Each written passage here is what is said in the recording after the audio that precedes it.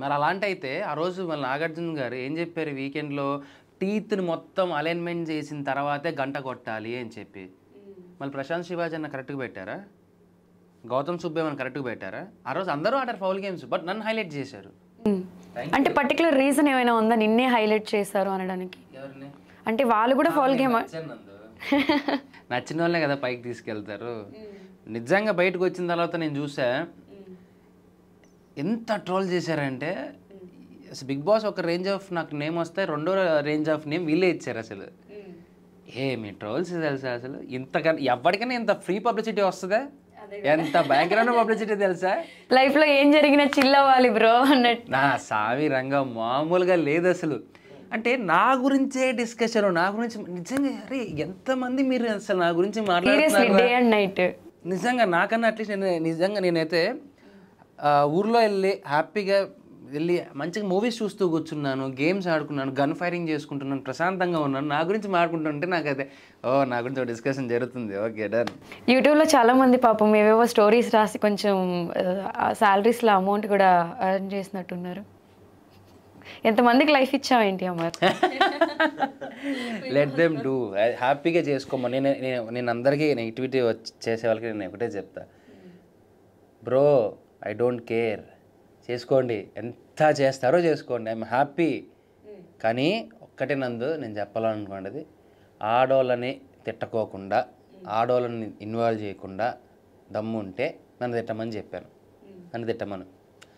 ఎందుకంటే వాళ్ళ ఇంట్లో కూడా ఆడవాళ్ళు ఉంటారనే విషయాన్ని మర్చిపోయి విచక్షణంగా ప్రవర్తించిన వీడియోలు కానీ ఫోటోలు కానీ ఉన్నాయి. ఒక తల్లికి, ఒక పిల్లానికి, ఒక ఫ్రెండ్కి ఎలాంటి ఫోటోలు పెట్టకూడదు అలాంటి ఫోటోలు పెట్టారు. విత్ స్క్రీన్ షాట్స్ ప్రూఫ్తో ఉన్నాయి. నేను అవి తీసుకొని ఏమన్నా చేయొచ్చు, ఎక్కడికైనా చెప్పచ్చు. కానీ ఎంత నీచంగా తయారన్నారనే విషయాన్ని నేను దాన్ని ఎక్కువ తీసుకోలేకపోతున్నాను. మన ఇంట్లో అమ్మ అంటాం. ఒక అమ్మకి మనలో ఉన్న కొన్ని భాగాల ఫోటోలు తీసి పెడితే ఎలా ఉంటుంది? పెట్టచ్చు. అలాంటి అమ్మకు పెట్టారు కదా, తేజుకు కూడా పెట్టారు, నాకు సపోర్ట్ చేస్తున్న ప్రతి అమ్మాయిలకి పెట్టారు. అంత లేస్తుందా? Very good. మీ ఇంట్లో కూడా ఇలాంటి ఆడవాళ్ళకి ఎవరికైనా ఏదైనా పెడితే వాళ్ళు కూడా ఇలానే ఊరికే ఉంటారు అంటే అప్పుడు నాకు దగ్గరకు వచ్చి అట్లా నేను ఊరికే ఉంటా.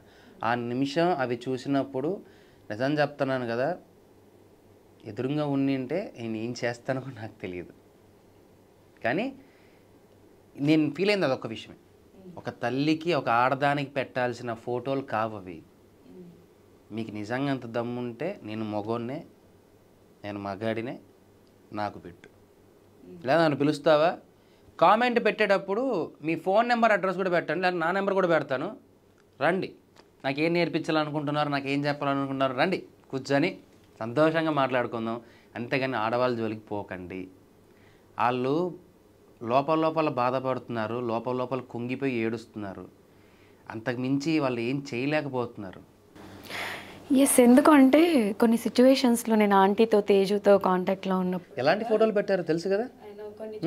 ఎంత వల్గర్ ఫొటోస్ని, అబ్బాయిల అంగాల ఫోటోలను తీసుకొనేసి నువ్వు పెట్టి ఆడపిల్లలకి అంటే ఇంట్లో వాళ్ళకి పెట్టావే. ఏ ఫోటోలు మీకు ఎవరన్నా పెడితే నాకు అందుకే అసహ్యం వేసి నేను ఎవరితోనూ మాట్లాడదలుచుకోలేదు, బయటికి రాలేదు. నేను ఇవన్నిటినీ సీరియస్గా తీసుకొని అంటే నేను ఈరోజు వేరే రకంగా ఉండేవాడిని. వాళ్ళ ఏడుపు, వాళ్ళ బాధ చూడలేక నేను కొద్ది రోజులు అందరికీ దూరంగా నేను బయటికి వెళ్ళిపోయాను.